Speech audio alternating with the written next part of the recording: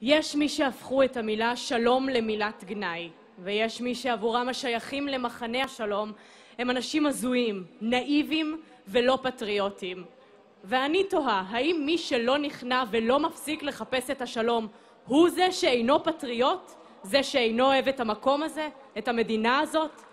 שמעון פרס, זכרו לברכה, אמר, כדי להיות מעשי ולא הזוי ולא נאיבי, יש להכיר ולקבל מספר אמיתות יסוד שהן חדות, ברורות ונצחיות.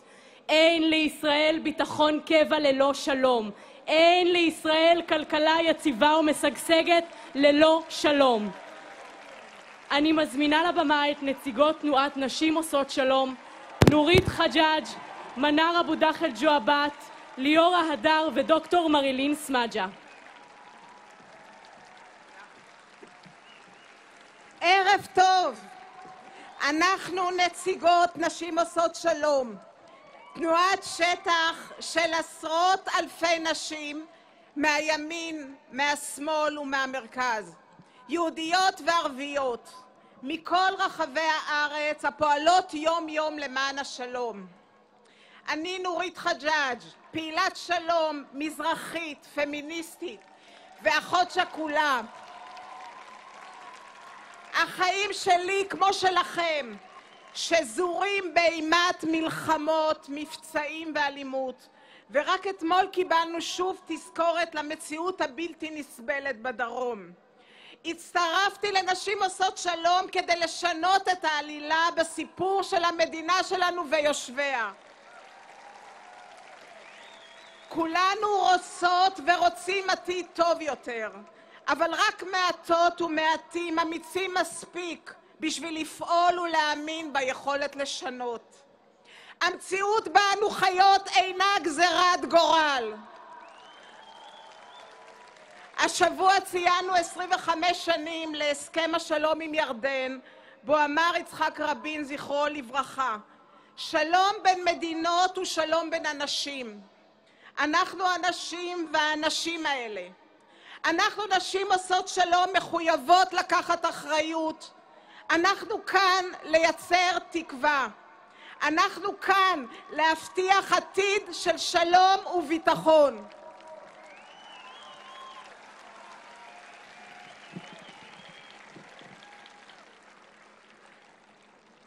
שמי מנאר אבו דחל ג'ועבת. במקור מלוד, חודש גרה בכפר אלבון בגליל. אקטיביסטית חברתית, מקדמת מנהיגות נשית ובני נוער ממגוון קהילות לבניית שיתופי פעולה ושלום אזורי.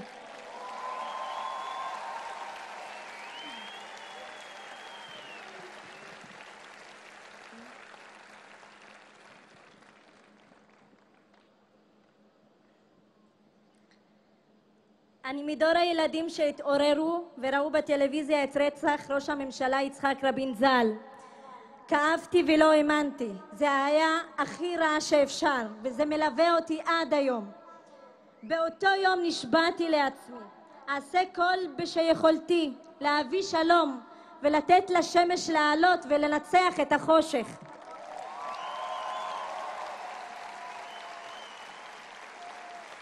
אני נולדתי לשלום שרק יגיע, השיר שגדלתי עליו, ואני לא אוותר עד שיגיע השלום לכולנו.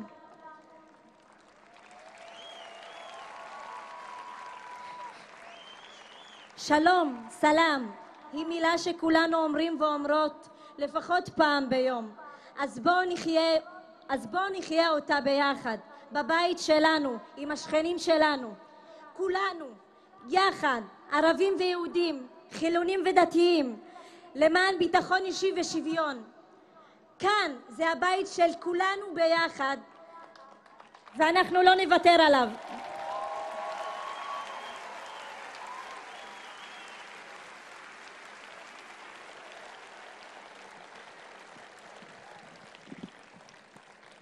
ערב טוב. אני ליאור ההדר, מעלי זהב שבשומרון. הצטרפתי לנשים עושות שלום. הצטרפתי לנשים עושות שלום לפני כ5 שנים, ואני כאן הערב כדי לומר, סור מרע ועשה טוב, בקש שלום ורודפהו.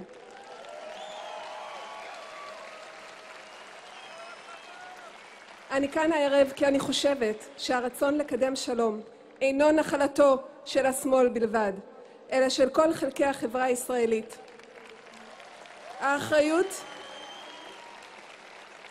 האחריות היא של כולנו, מכל הקשת הפוליטית והחברתית.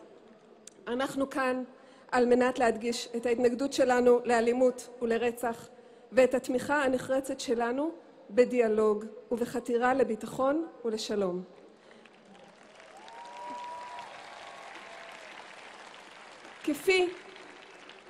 כפי שאנו בנשים עושות שלום, יודעות לכבד את הדעות הפוליטיות השונות שיש בינינו, להקשיב ולמצוא את הדרך לפעול יחד, כך אנו מצפות גם מהחברה האזרחית, מחברי הכנסת ומהממשלה העתידית. זה בהחלט לא פשוט, אך זה אפשרי.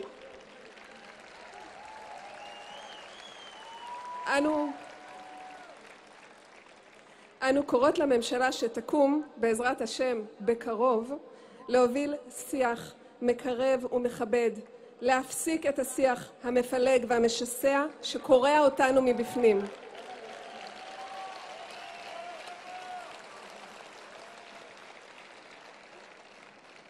סכסוכים קשים בעולם הגיעו לידי פתרון, ואנו מאמינות כי מתוך הקשבה לקשת הקולות שבתוכנו ניתן לפעול לפתרון מדיני יצירתי ומוסכם בינינו לבין שכנינו, בעזרת השם.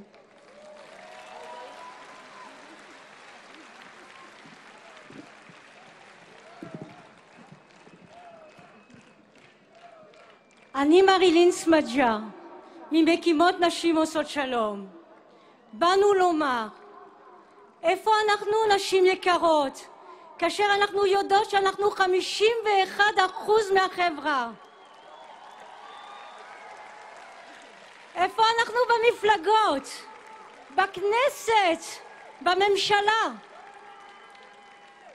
איפה אנחנו כרגע במשא ומתן להרכבת הממשלה? כיצד אנו הנשים לוקחות אחריות על גורלנו ועל המדינה? לרוב לא רואים אותנו. נשים יקרות, הרימו כולכן ידיים, עכשיו!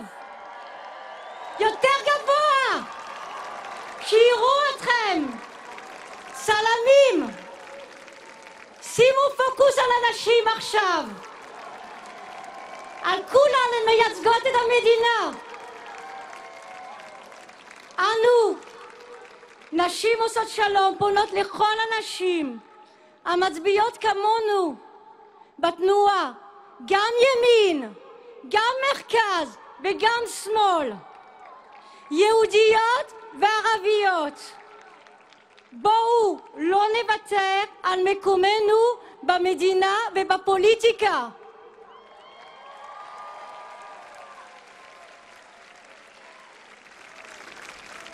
אנו דורשות להיות חלק בלתי נפרד למען המדינה וביטחונה, למען השלום ועתיד טוב יותר.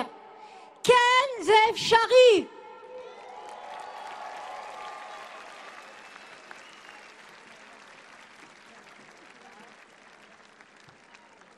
לכולנו זכות להביע את דעתנו. חופש הביטוי הוא עמוד התווך